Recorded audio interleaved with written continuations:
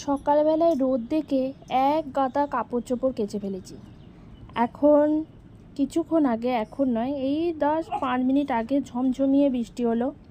এখন একটু রোদ উঠেছে, কিন্তু মনে হচ্ছে আবারও ঝমঝমিয়ে বৃষ্টি হবে, কারণ বারবারই ঝমঝমিয়ে বৃষ্টি হচ্ছে। কিন্তু যখন আমি কাচবো বলে মনস্থির করেছিলাম, তার আগে এক ফোঁটাও বৃষ্টি হয়নি। এখন সেগুলোকে নিয়ে যাই ব্যালকনিতে, দেখা যাক কোথায় কাচি। ব্যালকনিতে এসে দেখছি আমার মহারানী পেখম আর পেখমের মেয়ে এখানে বসে বসে প্রকৃতির শোভা দর্শন করছে। পেখমের মেয়ে তো পুরো টবেতে উঠে গেছে পালক, এই যে মাঝে মাঝে লেজটা নাচছে। ওর জ্বলনে আমার কোনো গাছ রাখার উপায় নেই, সব টব আর্ধেক করে ভেঙেছে, এরকম করে চাপে আর টবগুলো নিয়ে নামে, মানে টবগুলো সব পড়ে যায়। আর এখানে পেখম কতটা একগুঁয়ে আমি দেখাই তোমাদেরকে। কেন দেখো, আমি অনেকক্ষণ ধরে বললাম পেখম চেয়ার থেকে উঠে যা, আমি জামা কাপড় কটা মিলি, পেখম উঠে যা।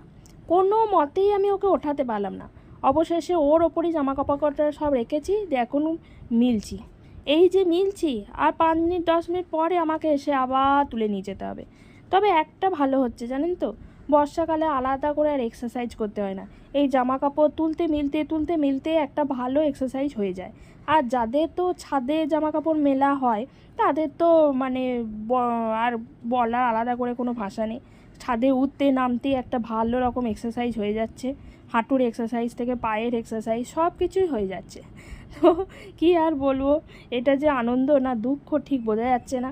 তবে আমার কাছেই দুঃখ, কারণ ব্যালকনিতে আমার জায়গা হচ্ছে কম, আর সেখানে যদি এরকম ঝমঝমিয়ে বৃষ্টি হয়, আমি জামা কাপড় কোথায় মিলবো, কোথায় বলুন তো।